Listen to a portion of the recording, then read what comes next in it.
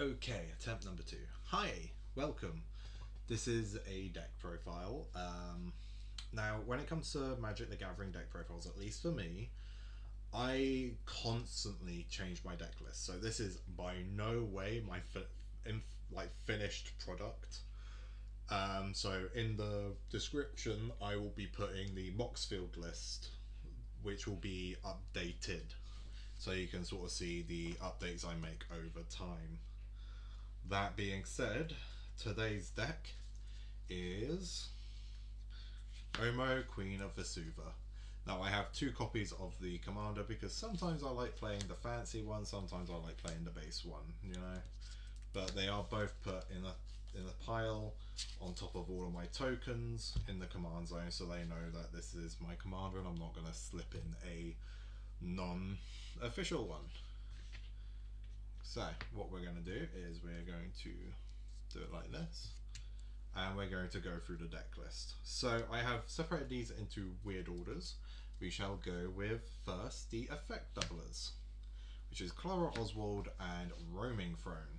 So this deck is, and I probably should have said it when I started the profile, is Omo is a commander that says put an everything counter on a land or a creature whenever it enters the battlefield or attacks. So an everything counter on a creature turns it into every creature type, and an everything counter on a land turns it into every non-basic land, no, even basic land type.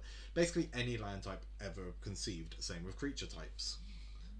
So what we want to do is have Omo trigger a lot, and so the way we're going to do that is A, by attacking with her a lot, and B, by triggering it extra with Clara, because when you bring out Omo, you target herself. She is now a Time Lord, and also a Roaming Throne, because Roaming Throne is the obvious pick, but I like Clara Oswald as a secondary pick. So that is how we double how we do things. But then we also have, I did say every creature type, so obviously we are running the Simic versions of the slivers. We have Gemhide and Manaweft for our mana creating slivers. We have Virulent for a game winning sliver in the form of Toxic. We have Unblockable in the form of a shifting sliver. We have more sliver generation by playing a Brood sliver. We then have Venom sliver for Death Touch, Gale Rider sliver for the flying, and a scuttling, I'm reading it upside down by the way, a scuttling sliver for infinite mana, which we will go through when we get the other enabler, so I will put that to one side specifically. Now we are playing Simic, so there is one other tribe that is very well known for helping each other out. Many Magic the Gathering players are wondering why I'm playing Hackball. Then we have Lord of Atlantis, giving all of them Island Walk and +1/+1, also explore off of Hackball if you didn't know. We then have Master of the Pearl Trident for +1/+1 and Island Walk again. We just want 2 versions of that. We have Merfolk, Vidalcan Hex, this bitch. She basically says tap a Merfolk and sack a Merfolk and then counter target spell unless they pay an extra 1. Then we have the most annoying Merfolk in the form of extra turns in the form of Wonderwine Prophets, which basically goes, hey, I'm going to sacrifice a Merfolk and now I have infinite turns because I have infinite Merfolk due to everything being a Merfolk due to this. Then we have the funny tribal synergies. We have Cyclone Summoner to just be a board wipe for everyone but me, because it returns everything that's not a giant. We then have Tree Folk Protector for protection, because all of our creatures are tree folk. We have Patron Wizard for basically what the Merfolk Negator does, but you tap a wizard instead of sacking one. Then we have Lord of the Unreal for protection on our illusions, which again is everything. We then have our Scion of Una, which then gives everything protection from everything, or basically Shroud. We then have Sahiri the Viper's Fang. I'm not good with pronouncing names, by the way. But basically, it gives everything Death Touch if it's tapped and Hexproof if it's untapped. Then we have Guardian Augmenter, which is basically, hey, my commander specifically has protection, because the commander is kind of the point of the deck. Then we have other ones, but these specifically synergize with this. We have Elvish Archdruid and Priest of Titania, both of which tap for a green for each elf on the board. So as long as I have 2 creatures, well 3 creatures that have a everything counter on it, I tap this for 3 mana, I pay 2 into the Scuttling to untap it, I do it again, netting a green mana every time I do this, and I can do it with this one as well.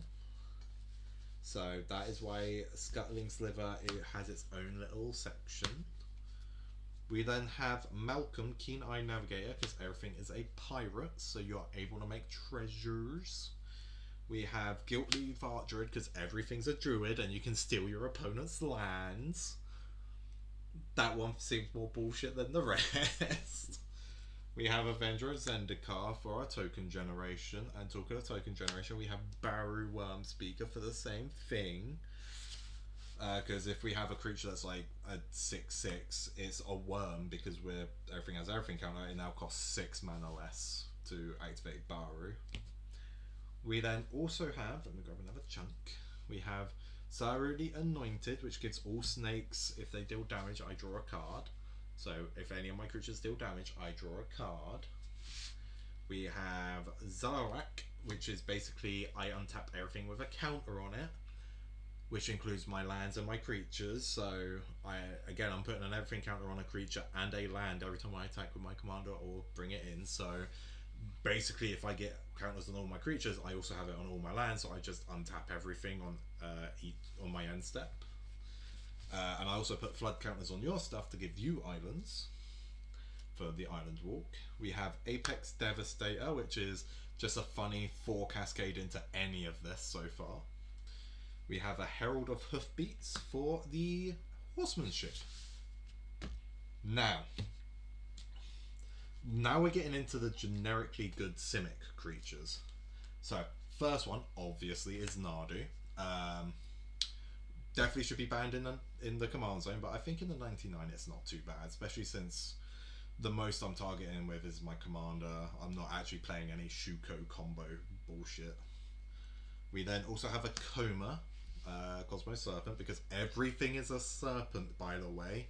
So I just sack any creature I now can do his effect. So arguably, if I get to a decent board set, I can just tap down your board every turn and just swing for game. We then have an Avian Courier, which basically will move a everything counter to something else. Well, make more everything counters every time this attacks as well. So basically, it's a second copy of my commander in that sense. We then go into just generically good cards like Eternal Witness, which will obviously just return stuff to my hand. So if you manage to out one of my combos or something that's really annoying, I can just get it back. Every land is every land type, so we have a domain in the form of Scion of Draco, which is also protection for the commander and everything that is blue and gives trample to the big green stompies. And then the last creature, and arguably one of my favourites that I don't think anyone will ever want to play, Lighthouse Chronologist. Now, I feel like I have to specify why. So if you manage to get 8 blue mana while also casting this, which I'll tell you now, there are ways of doing it. This is an extra turn on everyone's end step. So it's my end step, I don't get that extra turn, but on your end step, I will get an extra turn. Then after my extra turn, it will go to the other person in the pod. Then on their end step, I get an extra turn, and so on and so forth. It is very stupid. I've only ever got it off once, and I loved it when I did. So now we go into the 2 planeswalkers. First one, obviously, is Oko, Thief of Crowns, because it's Simic. Yes, I'm going to run an Oko. But then I also run an Oko Ringleader.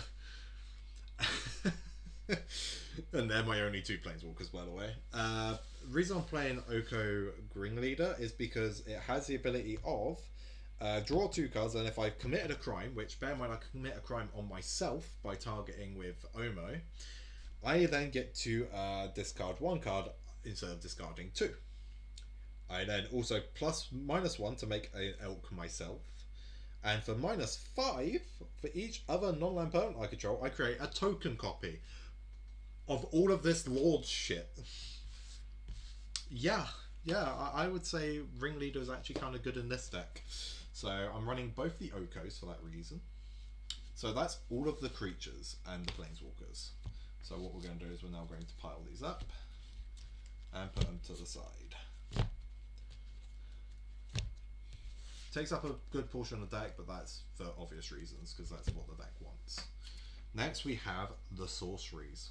We have Sylvan Scrying to search any lands, because spoiler alert, the majority of my land base is utility lands, so I want to get into these really stupid lands for late game. Same reason I'm running Attempt with Discovery, because once again I want to get my silly lands while you guys are still ramping into basics. Hour of Promise, same thing. Again, Omo makes them every land type, so if I have 4 land, like 3 or 4 lands that are deserts already, because of Omo, I get zombie tokens for that as well. And then we get into the not land related stuff. We have a Doppelgang. Because I want to make multiple versions of half the stuff I'm playing. Like Virulent Sliver, I just kill with one creature. Yeah, you know, because the toxic does stack. And then we get into the instance where I will tell you now, I'm looking for it. All but one of them is protection, because obviously we have the Heroic Intervention. We have a Ranger's Guile, which basically target creature I control gets +1/+1 and hexproof until end of turn. We have Shore Up, which is from Bloomborough, so most recent edition. Target creature I control gets +1/+1 and hexproof until end of turn. So basically a blue version of Ranger's Guile. We have Simic Charm, which gives everything on my board hexproof and potential bounce. Then we get into the only non-protection instant, which is a removal spell in the form of Beast Within. So that is all of the sorceries and instants. Next we get into the enchantments. We have a Mana Reflections for the ramp, since we're talking about ramp earlier. And talking of ramp, for this deck, this is absolutely ramp. Defense of the Heart. So Mana Reflections is ramp in the form of, oh, everyone taps for double mana. I tap for double mana, yay. Defense of the Heart is, do you have 3 creatures on your board? Well, I'm going to grab my 2 most annoying lords to deal with, and they just come out for free. or you know, I'll just grab my Coma, maybe a Nardu. I could grab that Chronologist, so I can get a load of turns. Maybe I have one of the elves in my hand, so I'll grab the Sliver to get infinite mana. Or I'll get both of them and just do it that way. Like, very fucking good card in this deck.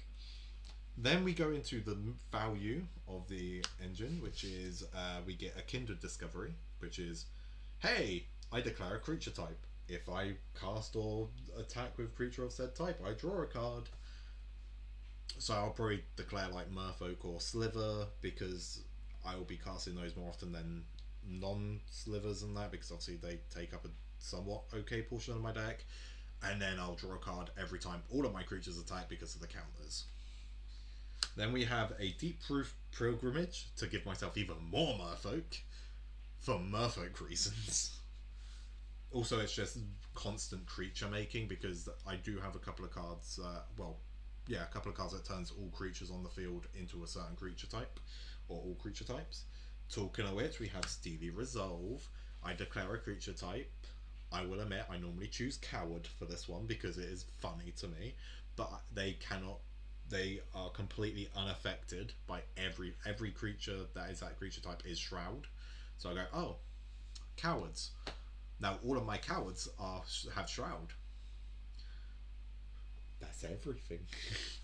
Does kind of annoy me because it means I can't Omo or whatever my creatures after that, or like it kind of shuts off Nardu specifically, but you know what, they're both in the 99, I don't care. Then we have Arcane Adaptation, which is one of the cards that turns everything into every creature type, basically, or a specific creature type. That's the enchantments. Artifacts. Sol Ring, Arcane Signet, obvious. Then we go into an expedition map because, as I said, I am running a lot of utility lands. So, yeah, I want to be searching those lands. We don't have a chromatic lantern to help with, like, it's a ramp, but also means I can get more blue and green if I need it. Mirage Mirror is just, hey, I like having a coma. I can't copy coma because it's legendary, but you know what I mean. Oh no, I now have 2 virulent slivers. I have 2 roaming thrones. Maskwood Nexus. Everything is every creature type. I feel like I don't need to explain that. Coat of Arms. Every creature on the board gets a +1/+1 for each creature on the board that shares a creature type with it. So all my creatures get a +1/+1 for every creature on the board, and every creature on the board gets a +1/+1 for every creature I control. So I instantly get more power off of it, so it's already just going plus every time. And then the final artifact is Helm of the Host, because I'm sorry, but it's literally in the fucking art. And they went, you know what? We don't need to have this in the pre-con. And I'm like, yes, you absolutely do. You're a bitch. So, yeah, that is it for the artifacts. Now we get into the land. So, again, a lot of it is not basic. So we have a Lazotep Quarry, which is in the pre-con, and it basically just says, hey, revive any creature basically by sacking a desert, which again, everything's going to be deserts. By the way, I don't know if you've noticed, the majority of this deck is not pre-con. So it would arguably be cheaper to not buy the pre-con and upgrade it. It would be arguably cheaper to just buy these cards at this point if you are thinking of building this exact list. We then have a Lumbering Falls. Yeah, doesn't really have any special effect, it's just a nice dual land. We have a Gate in the form of Talons of Moldrea, but I'll be honest, I put that in the wrong place because gates will become relevant soon. Then we have our Simic Growth Chamber, obviously the bounce and get more mana. We have a Yavi Maya to help us with our green production. We then have a Glimmer Post, which will give us life for each locus on the board, which every land can become a locus, which means we can gain a decent amount of life off of that, again in the pre-con. Temple of Mystery, nice scrying, can't go wrong. Planar Nexus is in the pre-con, very stupid that they printed this in the pre-con, very happy they did. It basically is a Omo land without having to put the counter or have the commander out, which is really nice because it does turn on a few things in the deck. We then have Command Tower for obviousness. A Inkmoth Nexus. I mean, yeah, it's a quicker way of killing if need be. And then if you put an Omo counter on it, it can tap for any mana if for whatever reason they have really good like flying blockers. We have a Maze of If, which again you can put a counter on it, it's now a actual land, but you can also just go, hey, I just want to tap down your creatures, or tap down my own Omo when she attacks to get the attack trigger without her dying. Also, it's not a legendary, so you can actually target this with Doppelgang and get like 5 or 6 Maze of Ifs and just stop everyone from attacking you all the time, which is a way I won a game once and I was ecstatic that it worked. Then we go into the Horizon of Progress. Again, in the pre-con, never really had a reason to take this particular land out. Cloud Post, which is just a really good like colorless mana light land. We then have Lush Oasis. Now this is actually my most recent addition. It took me forever to get this card. I finally got one for the deck, and you'll see why. It's really good. We've got a 3/3 city. So I declare any creature type. This now taps for like 30 fucking mana. But on top of that, it produces either color. So for example, you would have seen the infinite mana with the elves. I could only get green, so that wouldn't set off Chronologist specifically. I couldn't put the blue into Chronologist because it made green. This taps for either, so I can have this tap for like 5 or 6 blue on its own. which instantly practically gets Chronologist to its highest level, which is insane, might I add. We then have a Lair of the Hydra, a Hidden Nursery, Dream Root Coast Cascade, a Rogue's Passage, which was not in the precon, I'm pretty sure. Yep, it was not in the precon. Very stupid. This deck kind of wants it, so why the fuck not? We have a Tyrite Sanctum, because obviously everything's a god, so we can just put indestructibility counters on everything. We have a Hidden Cataract. Then we have a Copyland in the form of vesuva, because she is the Queen of vesuva. And then we have the obvious Thespian Stage Dark Depths that was in the deck. We have no reason to ever take this out, and it does a lot of things. Then we're going into the gates. We have Maze's End is the reason we're running these gates here. And then again, you think, oh, there's like maybe 3 or 4 gates. No, every land is a gate.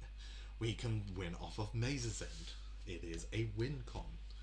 Then obviously in the pre-con it had Tron, and you had no reason to take out Tron because of the same reason. And then we do go to the basics, which is just 3 of both. And that is the basic lands.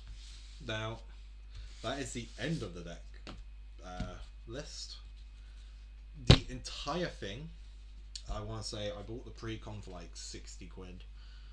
And then all the upgrades slowly building up. I think I've probably sunk about 300 to 400 into this deck. I'm very proud of how it works, but also for this deck, I did something for Fallout, and it ended up not being used for the Fallout decks that much. However, it worked out very good for this deck because it means I can do this instead. So in Fallout, the entire game currency is bottle caps. So for their treasure count tokens, I was like, oh, I'll get some bottle caps. I gathered a fuck ton of bottle caps for that, right? I ended up not using them that much for that, but they are very good at using for everything counters. Because then, if everything gets +1/+1, I can still use dice for that. But then everything counters, I put the J2O bottle cap on, and boom, it is now a fucking everything count, and it just makes it so much easier to understand the board state. So I'm very glad I collected these, and yeah, that is the deck list. It's a very fun deck. It's probably one of my favorites to play. However, I am uploading a deck list at around the same time as this one, which would be of another deck I built that I would argue I sunk more money into, and arguably is probably a little more fun. But yeah, it's definitely not completed. I've got a couple of things I already know I need to pick up for that deck. So that being said, I hope you guys enjoyed.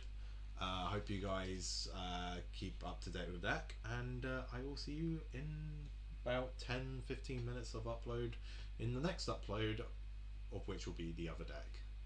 Ta-ta for now.